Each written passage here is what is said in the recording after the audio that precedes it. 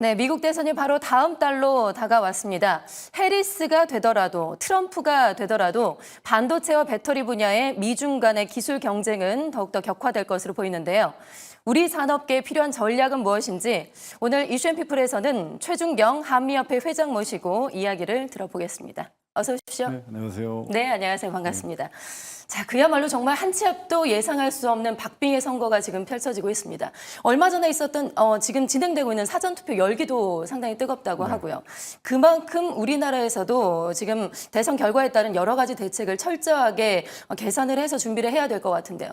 특히나 산업계에서도 철저하게 준비를 해야 될 것 같습니다. 이것을 위기로 받아들일지 기회로 어떻게 받아들일지 요인들을 좀 파악해야 될 것 같은데요. 어떻게 좀 준비를 해야 될까요?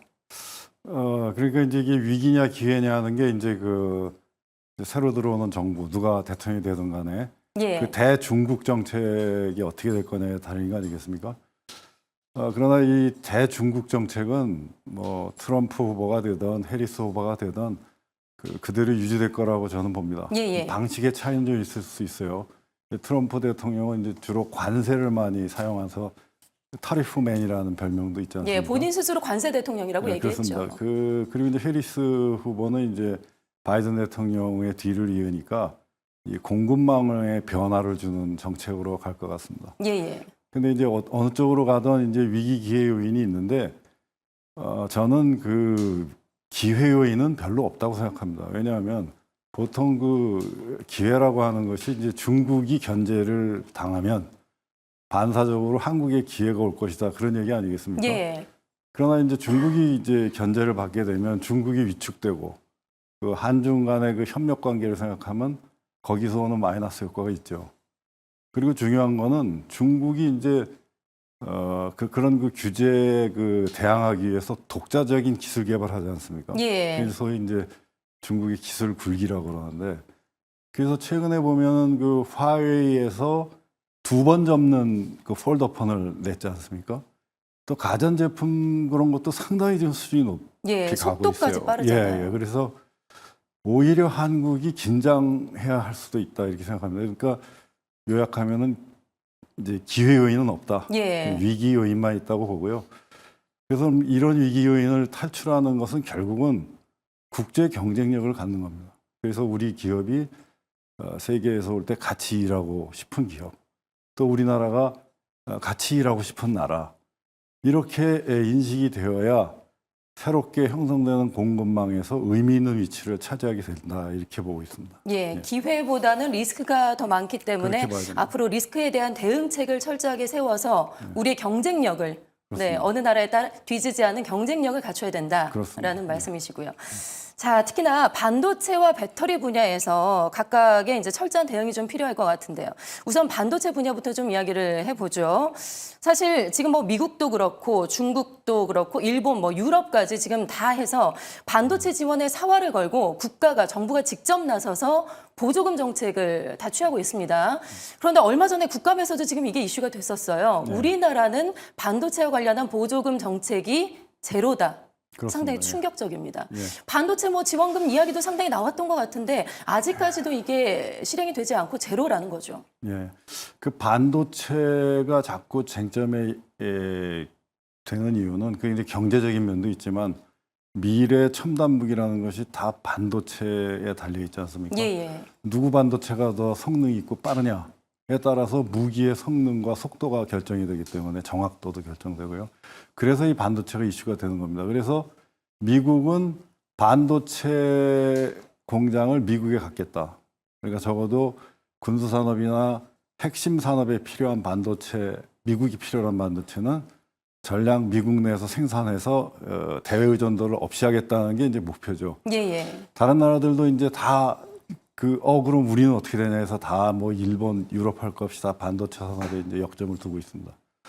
그런데 이상하게도 우리나라는 보조금을 안 주겠다고 하거든요. 그러니까 이게 예. 어디서 문제가 저는 이렇게 생각합니다. 이제 그 소위 그 흑백론, 그러니까 뭐 정경유착 내지는 뭐 대기업에 왜 지원금을 주느냐 이런 차원에서 자꾸 접근하는데 그거는 국내에 그 닫혀 있는 시각이고요. 예. 국제적인 시각으로 그 외국의 거대 기업하고 경쟁하는 그런 측면에서 보면 우리도 당연히 보조금을 줘야죠. 그래야 그 소위 이 운동장이 같아지는 거 아닙니까? 네. 운동장이 기울잖아요. 우리는 안 주고 저쪽은 주면 너무나 단순한 건데 이렇게 안 된다는 거 보면 우리 정치가 상당히 중한 병에 걸려 있다 저는 그렇게 보고 있습니다. 정치 문제인가요? 정치 문제죠. 예.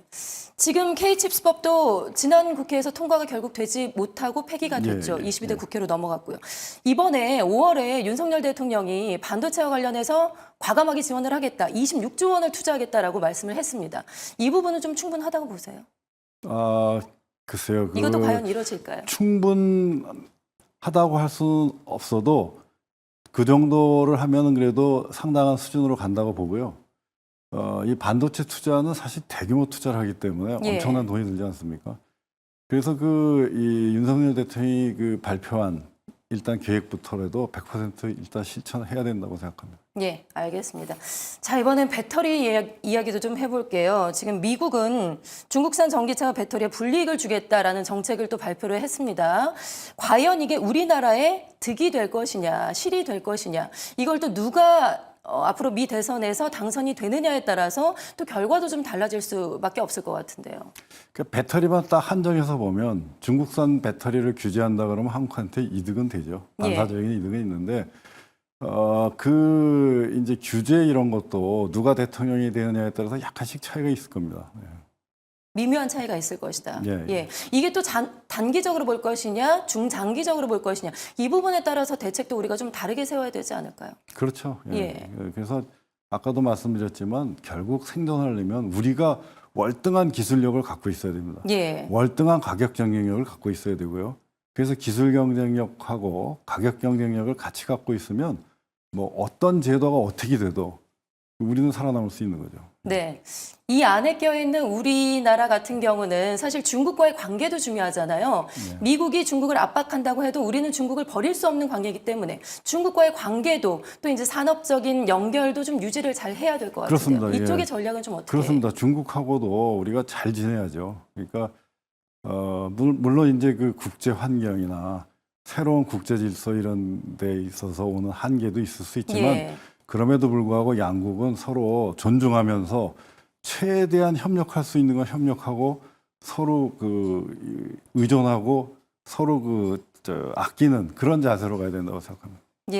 그렇다면 결과적으로 기술 패권 경쟁이 상당히 심해지고 있는데 대선을 앞두고 대선 이후에도 우리나라는 기술 패권 경쟁에서 어떤 전략을 좀 세워야 될지 큰 그림으로 좀 말씀을 해주신다면. 그러니까 이제 기술 개발을 해야 되는데요. 제일 중요한 것은 이제 국가가 R&D 있지 않습니까?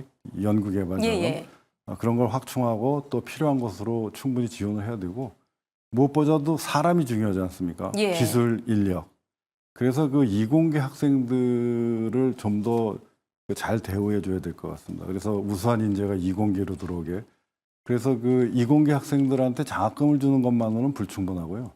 일정한 수준의 테스트를 해서 그 테스트를 통과하는 사람들한테는 아예 학생 때부터 급여를 주는 그런 좀 획기적인 제도를 도입해야 되지 않나 이런 생각을 합니다. 해외에서 인재를 데려와서 아예 양성하고 우리가 키워내는 우리 인재로 만들어내는. 그렇죠. 그러니까 뭐 해외 인력이 됐던 국내 인력이 됐던 장학금을 주는 것만으로는 부족하고 이공계 학생들한테는 일정한 테스트를 통과하면 급여를 아예 주는 방식으로 가야 된다고 생각합니다. 인재 양성도 상당히 중요하다. 그게 제일 중요합니다. 알겠습니다. 자, 그리고 현대차 같은 경우는 미국의 제너럴 모터스와 이번에 MOU를 맺었다고 하는데요. 이렇게 뭐 전기차 외에도 여러 가지 반도체나 신재생 에너지, 여러 가지 산업에서의 한미 동맹, 그리고 더 나아가서 한미일 동맹을 만든다면 우리 산업계는 어떤 영향을 좀 미치게 될까요? 아주 좋죠. 이번에 현대차가 GM하고 MOU 한 건 굉장히 좋은 거고요. 앞으로도 많은 좋은 이해가 나왔으면 좋겠습니다. 한미 동맹의 의미는 이제 미국이 가장 기술이 앞섰지 않습니까? 미국의 기술력하고 한국의 제조 능력이 결합되면은 아주 좋은 시너지 효과가 나죠. 그리고 이제 한미일 동맹도 결국 한미일 동맹이라는 건 제가 보기에는 세계 최강의 경제, 기술 그리고 산업 동맹입니다. 그래서 이 한미일 동맹을 잘 갖고 나가면은 아마 우리 경제, 산업에 큰 도움이 되고요. 다행스러운 건 이제 한미일 3국의 산업 장관들도 한번 만났죠. 그리고 이제 한미일 동맹을 관리하기 위한 사무국을 또 설립한다고 얘기하고 있고요. 그리고 새로 신임 총리가 된 이시바 시게루 총리도 한일의 그 미래지향적 협력을 강조했지 않습니까? 예. 그래서 이 한미일 동맹을 주축으로 해서 그 삼국 간의 산업 협력이 잘 이루어지면 한국 경제도 한 차원 더 도약하지 않을까 이렇게 생각하고 있습니다. 알겠습니다. 오늘 말씀 여기까지 듣도록 하겠습니다. 지금까지 최준경 한미협회 회장과 함께 이야기를 나눠봤습니다. 고맙습니다. 감사합니다.